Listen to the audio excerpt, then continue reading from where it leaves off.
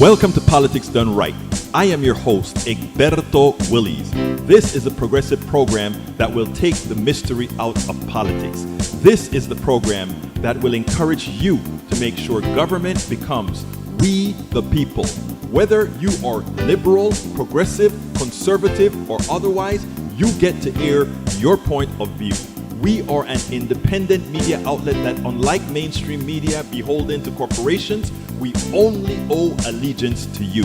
Remember, you can also send me a tweet at EGBERTOWILLIES. That is at Egberto Willies.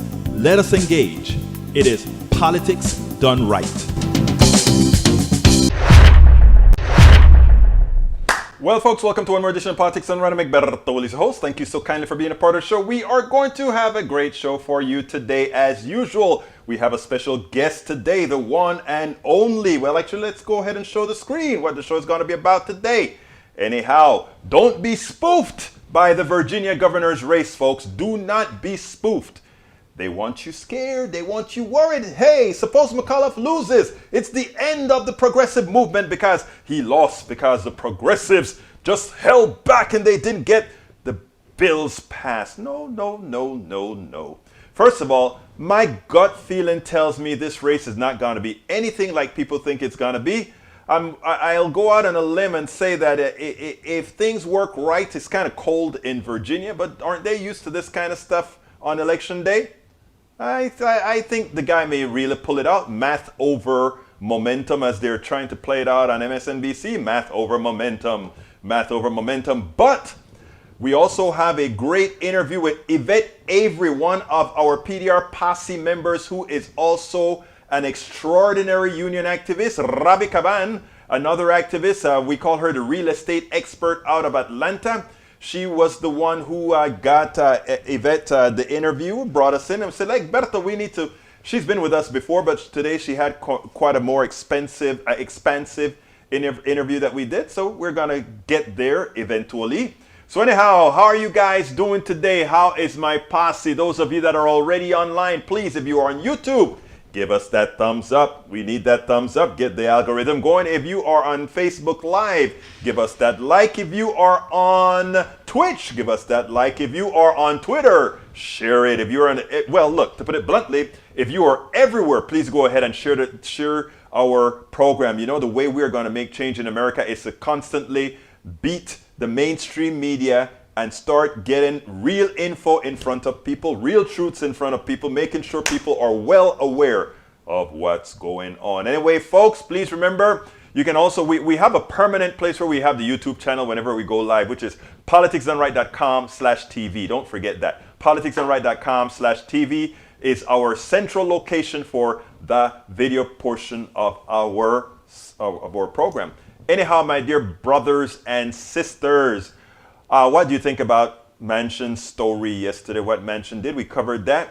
He's kind of backtracking a little bit because Biden is telling him, hey, guy, you promised me. Seems like that's what's going on. He has to make that big disagreeing with the progressives, I guess, to appease some folks in West Virginia. But interestingly, in West Virginia, the bills are going to be, especially the reconciliation bill, also known as Build Back Better, the bill that has all the social programs in it.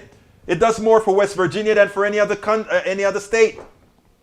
So folks, maybe West Virginians need to learn that. We don't know. Maybe they need to learn that. Anyhow, let's see what we have here from our peeps. Evette says, afternoon all. Evette, you get to see yourself today. Peggy Lopez. Hi all, have to run to the dump, so I'm only here early.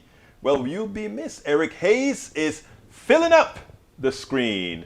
Let's see what we got here. Eric Hayes says, how about the world programs like UN, Transparent Like This or Who? This goes for our government too. Transparency is a key so they see the waste. Daily News, Elon Musk. I don't want to hear a damn thing about Elon Musk and what he promises. $6 billion he promised yesterday for solving hunger. You know what I love about the plutocracy? You know what I love about a lot of capitalists? They rob you and then they want to look good when they give back some of the money to you. So I pick your pocket. You are in a foreign land. You are in a foreign city. And you know what? I trail you off the airplane and you have $1,000 in your pocket, and I go into your pocket without you knowing, and I snatch that $1,000. And then later on, I see you at the counter saying, "Oh, somebody stole my $1,000. I am broke. I don't have any money." And you come up and you say, "You know what? I am so sorry that happened to you. Here's $200. And he said, "Oh, this nice man gave me $200. Whenever I hear any billionaire go out and say, "I'm going to donate to a college, I'm going to donate to a university." My daughter goes to Howard. There was this guy who gave, actually this isn't the one from Howard. I should say the one from Spelman or the other black university. This guy went ahead and paid off the medical debt of all these students, like, I don't know, probably 100, I don't know how many students. And he wants to look good, right? And then you find out that this guy is an investor who put a hell of a lot of money into gentrifying places. So I give doctors who will be able to afford the places that I've gentrified. I pay their college off. They're going to give me back that money when they go and moved into those gentrified areas. But who got left holding the bag from the gentrification?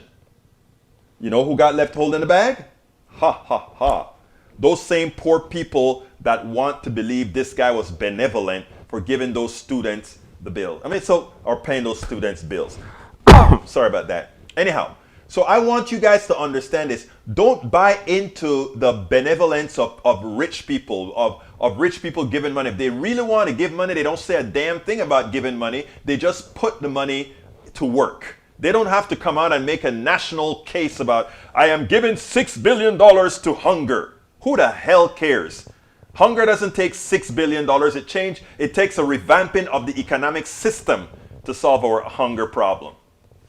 All right, let's see. Another option for climate change. I think you want to talk about removing carbon from the air. Actually, believe it or not, I would love us to have a technology, we have it already actually, to suck carbon out of the air. But you're not going to suck the carbon that's been placed in the air since the Industrial Revolution. You're not going to have enough equipment in there while we're still throwing it into the air to make a difference.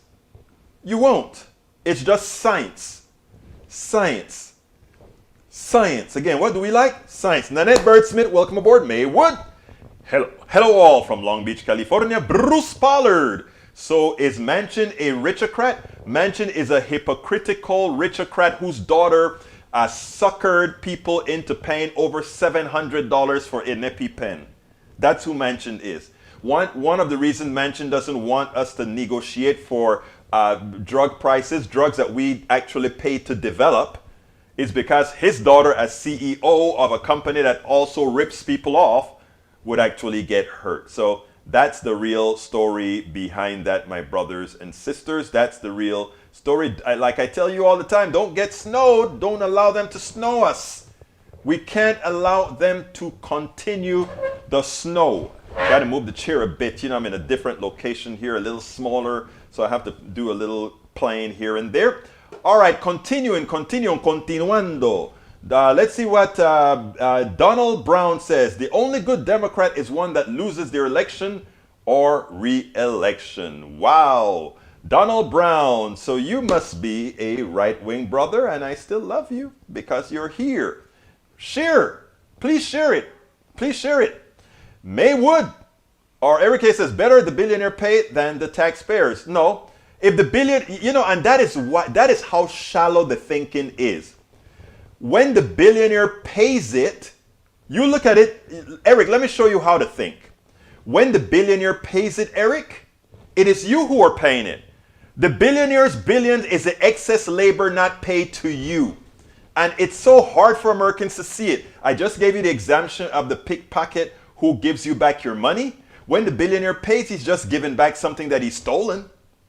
It's that simple. Excess labor. Learn about the definition of excess labor. Peggy Lopez says, I have my phone company because they give They give to left-wing organizations, and I get to have input into which left-wing organization gets the money that my phone company uses as tax reduction. I love you, Peggy. You keep doing that good stuff, Peggy Lopez. Daniel Ledo says, oh, snap, they're going to start eating their own. Now look at this. No, we're not going to start eating our own. Actually, I think we may win tonight, Daniel. I think McCullough may pull it off. I may be wrong, but I think he may pull it off. All right, Bruce Pollard says, you need a few million years of solar energy to rebalance the CO2 load by making it into rocks and little drops of oil under the ground and lignite in the form of coal. You know what they're talking about though, Bruce? I know what you're saying. You're saying to reconvert all that carbon into biomass and then into fossilized energy, which is oil and carbon, etc. That's how long it takes for the natural system to work. Carbonizing this means pull it into the air and storing it. They're not talking about turning that carbon back into useful stuff at all. They're just talking about getting it, storing it, which means wherever they store it can leak, but that's another story. Eric says, nope, made my wages, didn't take anything from me, but took the government taking the... Again, the fact that you don't understand what wages is, Eric, is amazing. When you work for a company, and that company makes a product, and that product that came from your intellect makes more than they pay you, that is a definition of excess labor. The person who owns the stocks in that company reaps the reward of your excess labor and the executive. Okay? That is how our system works. If we really had an equitable system, when you work for a company, if the company made a huge profit, that profit would be split around and you go ahead and get a piece of the profit. Now, when the company makes losses, what you normally have is a mitigation factor. If you have a viable company, there would be ups and downs. And what you'd have is a mitigation fund that handles the low times and the high times, etc. And if a company never makes money, then it's not really a company. It's just not even a hobby. Okay? But that's not our system. Our system depends on a few taking advantage of the many. The reason why most of you don't see it that way is because of the indoctrination we've all gone through from the inception of this country and from our individual's birth. All right, E2247, welcome aboard. Gary Itano, welcome aboard. Let's see, COP3 in 1997, Kyoto was just about 95. To U.S. Senate bipartisan Byrd-Hagel resolution, vote to sign COP3 agreements. Actually, I remember that.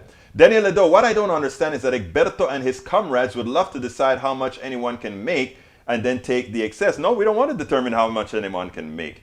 We want everybody to make whatever they can make.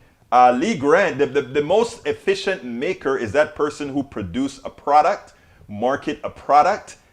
They are in total control. As an example, the reason I can talk boldly, all right?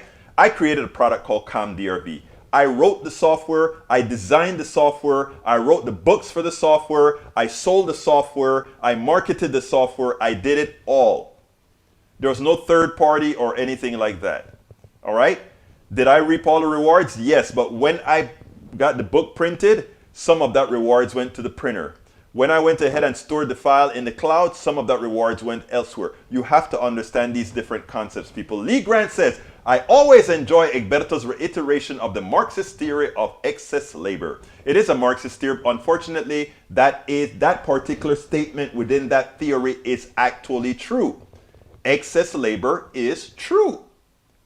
I think you can't argue with that because, again, if what you produce, there's more money made on what you produce, that was from your intellect, and since you don't get it, well, it's excess labor. All right, E2247, U.S. is not serious about reducing its own emissions. That's true. Carmen Nurse, Egberto, Manchin, and Sinema are both playing the Republican game for the benefit of the Republican White McConnell, and courts are sitting back thinking they have us by the balls. You're absolutely right, Carmen. Absolutely right. But let me tell you better. There's something else that's interesting, Carmen, and it goes this way. We always get people who call themselves Democrats to occupy space in the Democratic Party to ensure that Americans don't get what they want. Most people, if you do the polls, want what Democrats are offering. Just do the polls. Not, you can ask anybody. I sit down in a Starbucks, even in a Starbucks with Republicans who actually want what Democrats are offering, when not cloaked in the word Democrat, progressive, or liberal. Eric Hayes says, you have cost, let's say, Egberto, you made your money. Yes, you have a cost for making money. It is called free market society and basic is free. That statement, I love you, Eric, but that statement made absolutely no sense. No sense whatsoever. You have a cost for making money. It is called free market society. But the rich people, the billionaires that make the most out of the free market society are the ones who least want to pay the taxes. So you're speaking out of two sides of your mouth. Because if you really believe that there is a cost to living in a free society, the billionaires should bear the brunt of that cost. What other Marxist theory is true, Egberto? Oh, Lord. I'm not going to go into that right now. Kadaming, I agree with you 100% on that. Thank you, my dear, beautiful lady. Anyway, let's get busy. We have to talk to or listen to Evette Avery. She is one of my union activist heroes. She's been for a very long time, and she's with us once again. So let me go ahead and get that interview played for you guys, and then we'll come back on the other side. Welcome to the special edition of Politics Done Right with Egberto Willis, and I am your co-host today, Robbie Caban, and I'm really excited to bring on one of my favorite people, whistleblower activist for labor in Atlanta, Georgia, Evette Avery. How you guys doing today? Evette, actually, I want to give you the chance to introduce yourself. I know you, but could you please just give a little snippet about who is Evette Avery? Well, hi, yes, you said I'm Evette Avery, unionist, workers' right activist here in Atlanta, Georgia. Been around for several years just fighting for people's rights. You know, we have to do that, especially in this state, is right to work at will. So that's something that I like to do, and that's something that's in my heart that keeps pushing me every day. How long have you been a labor activist? I've been a labor activist almost 15 years. We're going to talk about a little bit about what happened to you. Let's get right into it if you don't mind. You worked for a huge corporation in Atlanta, Georgia, an airline. Most of the time people don't think of airlines as corporations. And you were there 7 years, impeccable record. And your story, I'm going to catch people up to speed, and then we'll get into some additional questions. I believe you recently interviewed with Egberto alone, but for those people that don't know you. So there are many people who have been retaliated against and terminated, but your story is interesting not only because we all need to talk about these things in the day and age of workers' rights and people quitting and exploitation of workers with corporations, but you were there with an impeccable record for 7 years, and you were hired while you worked for another company. But once you became effective as a union organizer, basically helping your coworkers to get medical, to get time off, to get things that any, responsible, righteous employer would offer, you were targeted and you were told what exactly? Could you brief people? Yeah, so I was pulled into the office and told that all of a sudden my job with UPS was now a conflict of interest with Delta Airlines. After 7 years being hired, as you said, with it on my resume. So all of a sudden it's a conflict of interest, and told me that I had to choose between which job I wanted to keep. But interestingly enough, during that time, the work that you were doing, the organizing, was actually making a little headway, wasn't it? You were appropriately organizing, writing letters to the company, advising, this is what the staff needs. This, again, basic things. I think there's something interesting about your particular case, because again, other people this has happened to a lot of people, but you in particular with this impeccable record who disclosed this on your resume was still targeted. And the people you were organizing, and I'm glad you mentioned the company, were they, just tell us a little bit about some of your coworkers. So these are called below wing employees, and were they predominantly people of color? Were they predominant? Tell a little bit about it. There's a reason I'm asking. Right, so I was actually a gate agent, so I was above wing worker, but I was helping to organize the below wing workers and cargo workers, which are predominantly people of color. So I'm out front being boisterous about, what they needed because I came from below wing. So I knew very much, and we're very, aware of the things needed there. So I stood out as somebody who was speaking out, and they didn't want that to catch wind above wing as well, which is also predominantly people of color and women. So they stepped in really quickly to try to see how they could, move me on out the way. I'm glad you explained it that way. And I need to really work a little better at, I know your story, so but I want to get to some, I guess what people would call the meat and potatoes. So there are components, and thank you for clarifying that you were above wing, the frontal employees, because oftentimes the face looks a certain way in certain departments, and then the people doing the work, some people may call it the hard labor, the grunt work, looks a certain face too. Right. And so you were there as a frontal employee working for people who weren't always seen. Is it fair to say that those people were predominantly Black and brown? Yes, of course. Is it fair to say, and the people in the departments that make basically the operation run, who were predominantly Black and brown, were ununionized, unrepresented, right? Right. There's an interesting thing about this company. Are there certain departments that are unionized in the same company? Same company, the pilots are the only unionized workforce, predominantly white and male.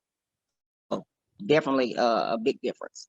So that's fascinating. Same company, Delta Airlines in Atlanta, Georgia. And ironically, Atlanta, Georgia is a right to work state, right to fire. And you, after you were retaliated against, I believe you were suspended for 30 days, right? Without pay. 4 months, no pay. And then you tell us what happened. You even have a recording from an HR rep, right? A Delta Airlines HR rep. And during the month you were suspended, because of course, tell me a little bit about the experience you had when you were suspended. Were there people calling you? What were they telling you? Oftentimes when people are really strong like you, they get all these people in the background. I've seen Maxine Waters talk about this. Maxine, you got to tell him this. Maxine, keep going. Maxine, this. So what was happening during this time? I believe you even got sent an article, something that the airline was doing, a marketing component. Talk a little about that, please.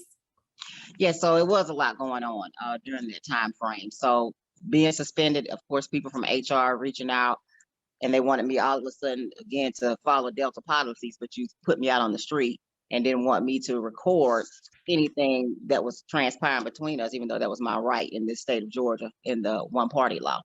So besides that, of course, we have people coming out of the woodwork from saying, hey, this has happened to me. This has happened to me. It's a lot of people who have been done wrong and retaliated against and harassed at this company who never spoke out. But they came to me and let me know what their stories were. So I had a lot of people coming around doing that as well. Besides that, of course, I'm being suspended. Delta Airlines is out here paying $83,000 to open up the MLK monument. All of a sudden, you're suspending me. Now you're saying, hey, we believe what MLK believed in, which you really don't. So it's two faces. The company puts one face out for the public, but we as employees was getting another face. So it was a lot going on at that time. Definitely a lot going on. Thank you for being so transparent about that. And the interesting part is I know you personally, which is why I asked Alberto, can I please interview Evette? I know he did, but this is a little bit of a different angle, but more than the update on what occurred. Ultimately, you sought legal counsel. Were you able to find, first of all, were you able to find an attorney in Atlanta, Georgia? No, attorneys in Atlanta would not touch it. Delta owns Atlanta in many aspects. So through not only companies, politicians, as well as, attorneys, all have their hands somewhere within Delta. So there's like, no, we can't represent you because we have some business with them. Or no, Right. we don't do that. So We fly Delta. Exactly. Like I have it. No, I'm a medallion. No, why would I? So they were turning me down left and right. So you had to go with a company outside of Atlanta, Georgia, and this company, it was so pervasive, what was occurring, retaliation and terminations, anti-labor tactics, which it went viral. But that being said, the company had an entire file. Is that Right. true for Delta employees? Yeah, I had to go out to Philadelphia to find a company, attorneys that would represent me. And they had a page specifically for Delta employees. So that's how bad it is. When you have a page specifically for Delta employees, people were seeking them from all over the country. So it's interesting for people who don't know, Georgia's right to work, right to basically someone, is this fair to say someone can be terminated for any reason at any time, and the recourse they have is a legal recourse, but you're already terminated out the door. Your badge is taken, your entryways are taken. So it's interesting. Perhaps it's more than a love for Atlanta that Delta stays in Atlanta, Georgia, and then has hubs everywhere, right? Because we're going to get into a little bit of the strategy that we've been uncovered here. And Egberto is going to be so kind enough to put up all these images and show exactly. We did a show the other day with Kamal Franklin of the Community Movement Builders, and he was discussing the political apparatus in Atlanta, Georgia, the quote unquote Black Mecca. And this ties right back to you because you brought up the politicians and how companies can own a city. And we hear all these discussions of Amazon and Amazon cities. So I believe you are on the forefront of this, and I believe this already happened with you, and that Delta, as you said, is owned or owns Atlanta, Georgia. So you are a Black woman. Is that fair to say? Yes, it is. Because you really could be Dominican, you could anything that made it so. But you happen to be a Black woman. Yeah. And thank you for confirming that. And you live you live and work out of Atlanta, Georgia, in the Black Mecca, right? I mean, that's fair to say. That's what's said. You did work for Delta Airlines for over 7 years with an impeccable record, and disclosed that you had another job on your resume. And when you became effective organizing Black and brown workers, you were suspended for 30 days without pay and spent a 2-year legal battle, had to get a firm outside of the Black Mecca. And during this time, did you approach any politicians, someone that would be relevant? I happened to be with you when you did it, but right. Can you talk a little bit about approaching a now mayoral candidate named Andre Dickens, who was the transportation committee chair in Atlanta? Yeah, so I did bring this to him personally on several occasions via email, as well as when I went down to Atlanta City Hall and spoke on this same matter, and got nothing. Was ignored, email never returned.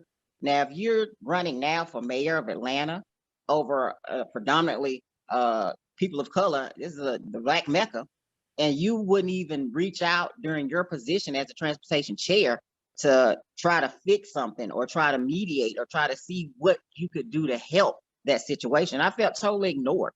And the people of Atlanta should recognize that. If you can't deal with people who work in Atlanta and bringing you issues, then what would you do if you're over the entire city?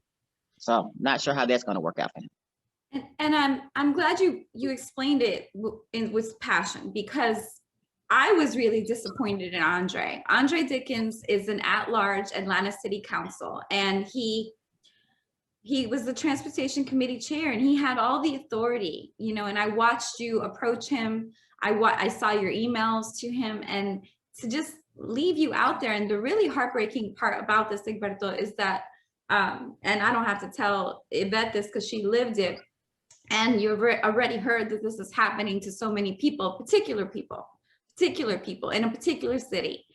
But it's sad, because who is the other option, right? If we have a new race, the mayoral race is Mayor Reed, who's basically a corporate, and you're going to see an image of Mayor Reed with the former CEO of Delta Airlines, Richard Anderson. He's practically crying and hugging this man. And Richard Anderson happens to be Caucasian, and Mayor Reed happens to be an African-American male. And behind, ironically, in this image, Richard Anderson is the now CEO, who's also a Caucasian male. I mean, you look at the board of directors, which Egberto is going to provide you, you scroll down this, they all look a certain way too. And the now CEO is on CNN talking about how he's ashamed of the lack of diversity.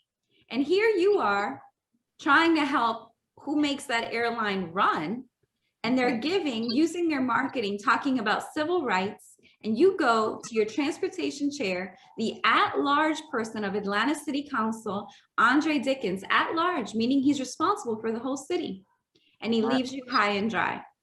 Correct. And the other part is, who else do you have to go to? These are our Democrats. So are we supposed to vote Republican? Does it get any better there?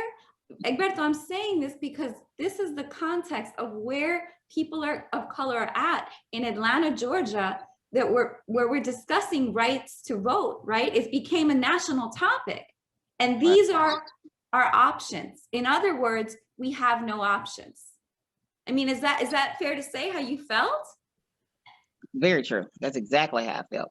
It was like, who else can you go to? Like, if you can't depend on the people who are there, supposed to do their job there, then where else do you go? So we had to turn to try to, do our own thing, try to push it out to the public social media wise. We had to do it our own way. If I may piggyback on what Ravi just said, because when she said no options, I just want to add a corollary to that, in that the options are exactly what Evette and Ravi are doing right now.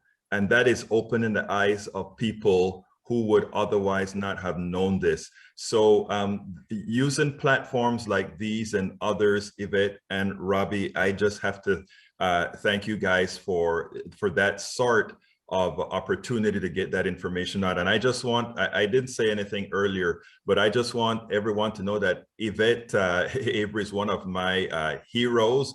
I've been following her a long time after she was brought to me by both Ravi Caban and Tamara Shealy, introduced me to this powerhouse out there in Atlanta that's actually traveling the country with these types of protests. So Ravi, thanks again for bringing Evette on the platform to let Americans understand, not only with respect to Atlanta, but around the country, that there is power in workers. So thank you guys.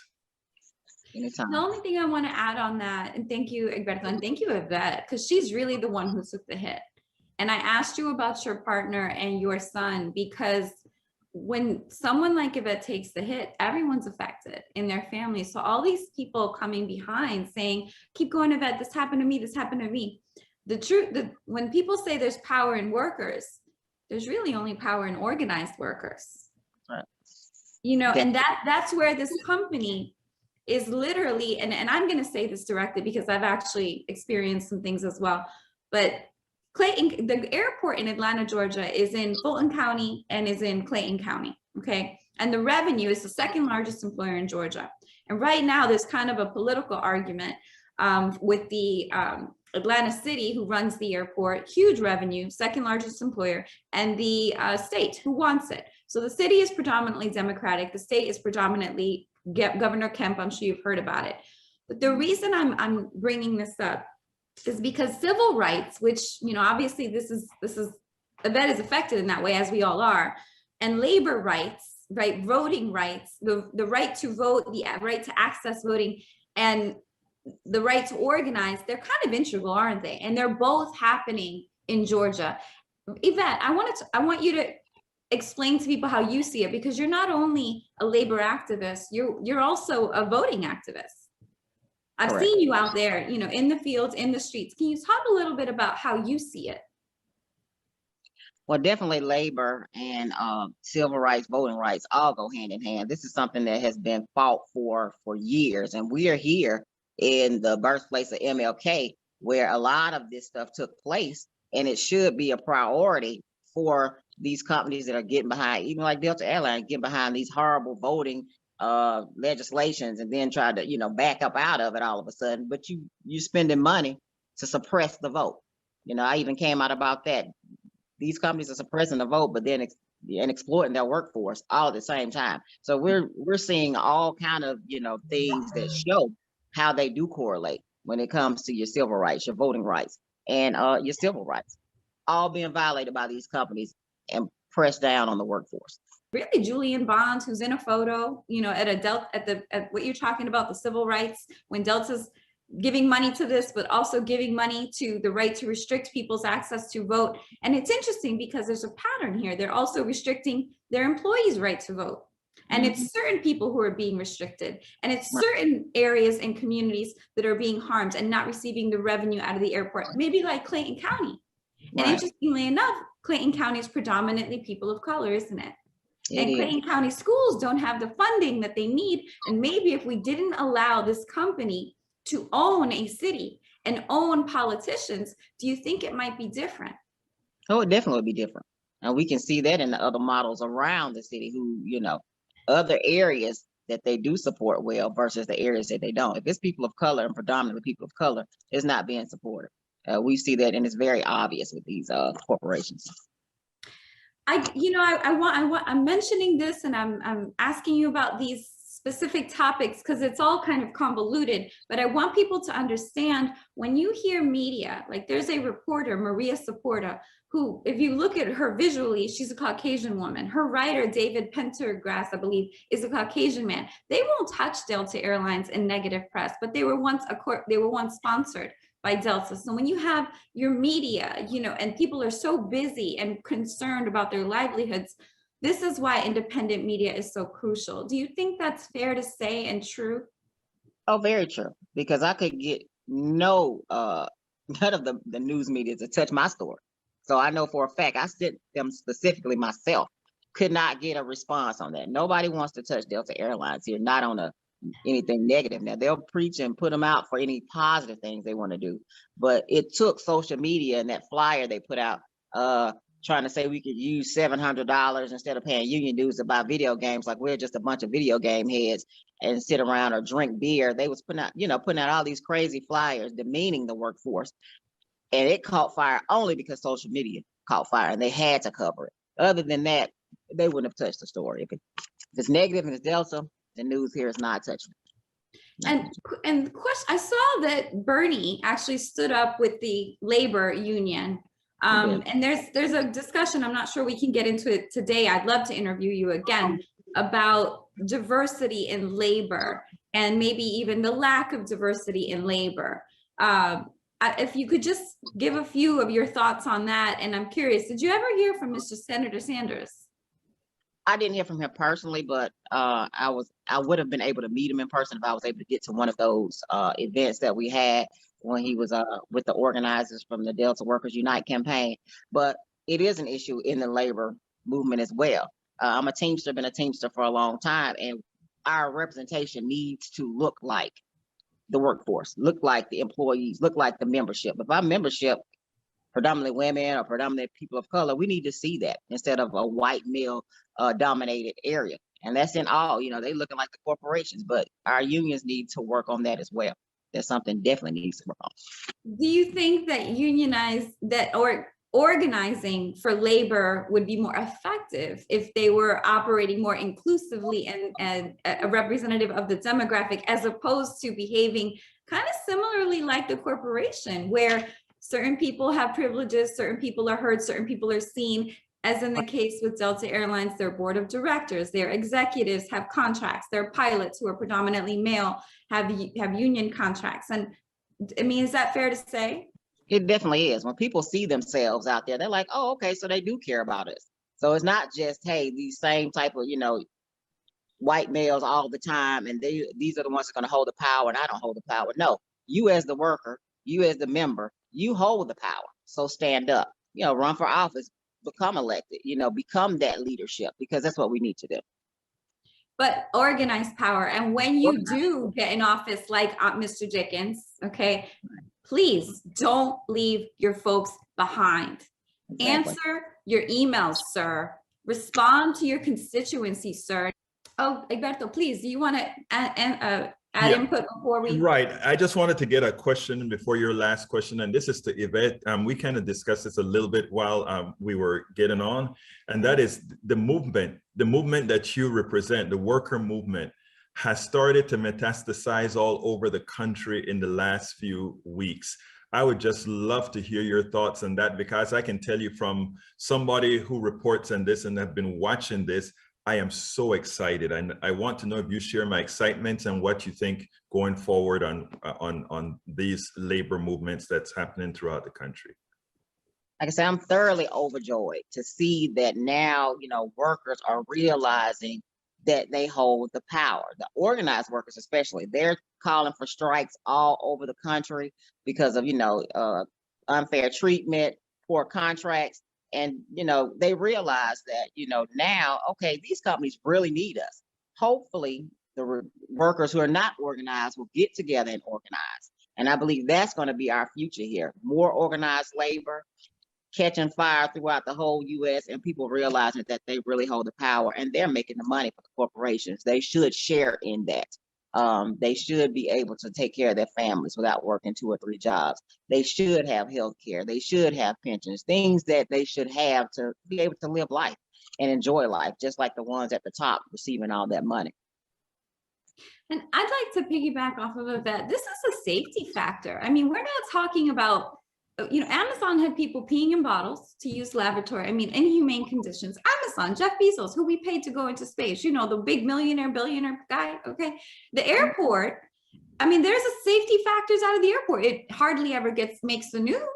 But if you force baggage people to get that airplane out, and that's really the bottom line, this airline doesn't want a worker or an employee to be able to say, hey, no, I can't shove all these doors in because these airplanes have to go out because they lose money. But that's actually unsafe. An airplane can literally not be able to take off if it's balanced incorrectly. Yvette, do you have an example of a safety factor? And did you see things regarding safety issues at the airport that you were concerned about?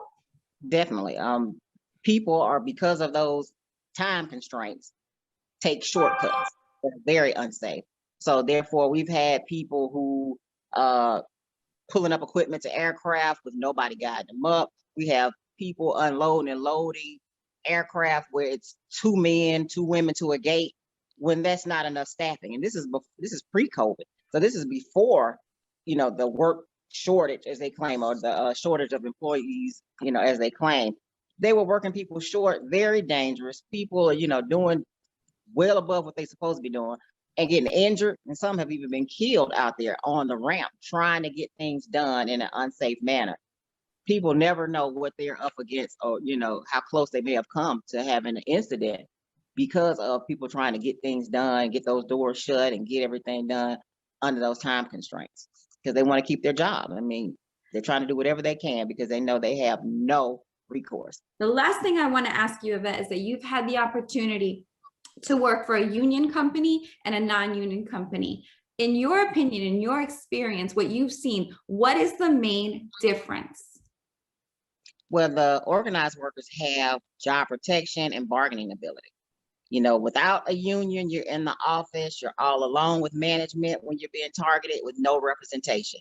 That feeling is a feeling no one should have to deal with or go through. It's hard when it's just you, but they can have as many management personnel as they want in the room against you versus when you have that representation standing by you and that contract that you have to make the company follow by. Yeah, it was definitely different. When you're sitting alone in that room with management, when you get called in, how do you even prove what was said and what wasn't said? It doesn't matter. It's all he said, she said, and you're wrong. So it really doesn't matter what happened because the company is going to be right in that instance. Always. But when you have a union steward, now you have someone sitting next to you. So is it equivalent? Does it feel like going to court with an attorney or without one? Is that fair to say? It is. As a steward, I've been called an attorney many times because that's exactly what it's like. Exactly what it's like. Evette, I want to thank you. Egberto, I want to thank you. I hope this gives people insight into the reality of a unionized workforce, a protected workforce. And we're not talking about, protecting people who don't do their job. That's not even this. We can get into that discussion on a follow-up if you want. Evette, do you have any commentary on that? Because I think go ahead. Yeah, so I mean, we can only do what we can do. I can't fire people. That's up to management. So if management doesn't do their job, you can't hold a union accountable for what management doesn't do. We have to do our job as union to protect the workers' rights. If management, flops off and doesn't discipline or do what they're supposed to do, all we can do is make sure it's equality and make sure they do the right thing by the people, And when you say equality, that means treating people the same. So if somebody was 5 minutes late and somebody else is 5 minutes late, that means those workers should be treated the same if their records are instead of using things to target people. So this discussion is so important per exactly what Egberto said all over the country. And I hope the unions are hearing We need inclusivity. Listen to your constituency right here who's taken the hit. And please, everyone, if you can, is there still a petition? Now I have a petition for something else now, but no, yeah, for drivers and safety out here. Yeah, so Okay. we have petitions for that as well, but it's a lot going on with workers. So we definitely, anytime you see something to support workers, stand up, join in, that's all I can ask for everyone. Evette, I want to thank you. I want you to thank you personally for taking the hits. If you did want a petition started, I'll start one for you. And I want to thank Egberto Willies, independent media, fair media, equitable media, inclusive media. And be careful, people. Open your eyes. Look at these visuals. This is strategy, and their marketing is strategy. We need the truth, and you're looking at the truth right there. She's right in front of you. Thank you, Evette. Thank you, Robbie, and definitely thank you, Egberto, for having me on. All right, folks, I hope you enjoyed that. Evette, like I said, is an activist out there, and she puts her work where her words are. And likewise is Robbie Caban, who works in Atlanta and does a hell of a lot of work in the community where she resides, in the communities external to where she resides. Anyhow, there's an important comment that I loved that from Tom C.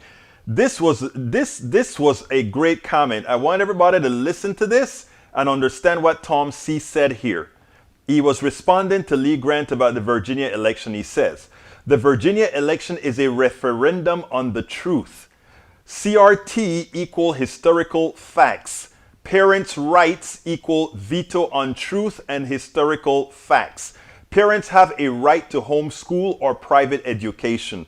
And he hits an important number. We cannot allow people to say, I don't want my kid to learn this particular. First of all, CRT is not taught in high schools and schools, not even in colleges except for special places. But we do teach history. And if you learn American history, a lot of things that you learn in American history will make quite a few people feel, wow, did we really do that? And there's nothing wrong with that. You learn from history. That's what it's all about. Also, Tom C. says, welcome aboard, Rose Williams. Tom C. says, government and unions are we the people, not single point of power. Corporatocracy is autocratic and anti-democratic. And that is what a lot of people who always talk about the private sector don't realize. The corporate structure is an autocratic structure by definition. But they don't get it. That's how indoctrination works. Courtney says, this is a great interview. Egberto, thank you. Marywood says, that's not Marywood. That is Kataming Nurse says, my belief after Reagan fired all the air traffic controllers back in 1980s, major corporations just decided they could treat their employees like crap. I mean, look at Amazon. Yes, I got you. Air traffic controllers from Lee Grant. Air traffic controllers signed a no-strike contract. They violated the contract. Reagan called their bluff. Yeah, and he fired them. Again, that doesn't negate what Kataming Nurse said. Rose Williams, thank you, Robbie and Evette. Obama promised, this is from E2247, Obama promised $3 billion U.S. contribution to GCF. By Obama's ending, only $1 billion had been distributed. Exactly right. Let's see. E2247, poor nations begging for GCF since 1992. The argument that drives me crazy is when people say, look, America should go ahead and start reducing its throwing carbon into the air, because if China doesn't agree to these big cuts as well, if India doesn't agree to these big cuts, these are big companies dumping a whole lot of carbon into the air. We have to realize that the carbon that is residing in the air right now, most of it was placed in there by the countries like United States of America, Great Britain, and many of the other Western countries. They have an oversupply of carbon that they've thrown into the air now, and they've built their economies on throwing all that carbon into the air. That's how they built their economies. To go ahead and ask the Chinas and all the other developing countries that they must match exactly what the United States is doing as far as carbon reduction is unfair, because that is like saying you were able to burn all this stuff to create this great industrial economy, and now that we're trying to attain some sort of parity industrially, economically, you're telling us, oh, you can't burn that. And then you don't want to provide recompensation for that. People have to understand fairness, understand what's going on here, and not the top line that the right-wing superficial assume that the people, your audience, is fairly dumb. tell you. You can't do that. And that's why we have Politics Done Right, so that we can tell the truth. Anyway, I went the entire show forgetting that I need to say, folks, if you are on YouTube, please go ahead. First of all, give me that thumbs up by clicking that thumbs up. If you're on Facebook, click that like. But more importantly, please click the join button. If you are on YouTube, please click the join button. Become a part of the PDR posse. If you are elsewhere, you can always become a part of the PDR posse in many different ways. You can go ahead and go to politicsdoneright.com/YouTube, politicsdoneright.com/YouTube. You can also go to politicsdoneright.com/Patreon, politicsdoneright.com/Patreon. Patreon is spelled Patreon, Patreon. You can likewise go to politicsdoneright.com/PayPal, politicsdoneright.com/PayPal. You can, look, it's getting cool right here in DC. It's pretty darn cold. You can go ahead and go to politicsdoneright.com/store. Get a hoodie, get a t-shirt, support the program however you can. We really need your support. You can get one of my many books, politicsdoneright.com/books, politicsdoneright.com/books to get the books. And of course, a catch-all place for all the different manners in which you can support us, politicsdoneright.com/support, politicsdoneright.com/support. Anyhow, Eric Hayes says, yes, we are bad and get it, Egberto. Thanks and keeping it up. And why are you defending other countries that are doing bad things? Why is Biden asleep during his claim? Wow. So you see how the right wing is able to get you. Hoodie, good idea right now. Thank you, Rose. So you can go to politicsdoneright.com/store to get that hoodie. Nanette Bird Smith, thank you, Egberto. Okay, it's not about bad mouthing, it's just about telling the truth. That's all we have to think about, Eric Hayes, tell the truth. And it's not about defending countries. I have nothing to defend China about. I don't have an affinity for China. I don't have an affinity for Russia. I don't have an affinity for France. I don't have an affinity for any other country other than my country, the United States of America. But at the same token, I want to be fair. It's that simple. It is that simple. Okay, get you a job. Permian Basin events.com.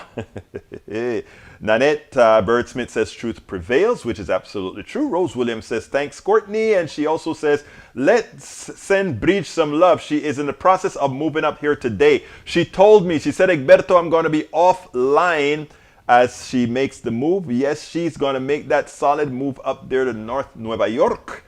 And I know she's going to love it up there. Daniel Ledo says, notice how he fails to mention those autocratic corporations are voluntary. Autocratic governments are mandatory. I love how you say they are voluntary. If you're the only company in town that sell gasoline or sell these things, remember to tell folks how voluntary it is. If you have to go to a doctor, to a hospital by a private corporation after you have gotten sick, remember that how voluntary it is. Again, that is how the system screws us all. Look, we're at 4:56. Again, I'd like to ask you guys, if you are on YouTube, please click that join button, become a part of the PDR posse. Alternatively, you can go to politicsdoneright.com/YouTube, politicsdoneright.com/YouTube, or politicsdoneright.com/Patreon, and go to our store, politicsdoneright.com/store. Folks, tomorrow I have to take my daughter out to the to get her follow-up cat, so I don't know if I'm going to have the time to prepare a show for tonight that I'll run live tomorrow at 4. If not, I'll leave a little message or something on the screen to let you guys know what is the state of being able to do the show then or not. But whatever the case may be, you know you guys are my peeps, and I do here. I aim to please. I aim to serve.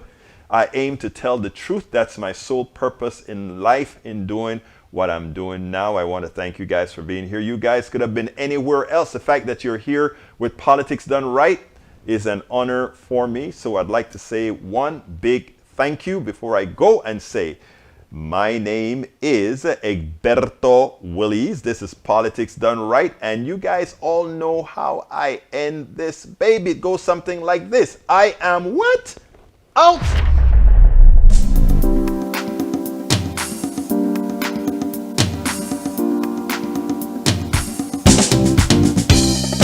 Welcome to Politics Done Right. I am your host, Egberto Willies. This is a progressive program that will take the mystery out of politics. This is the program that will encourage you to make sure government becomes We the people.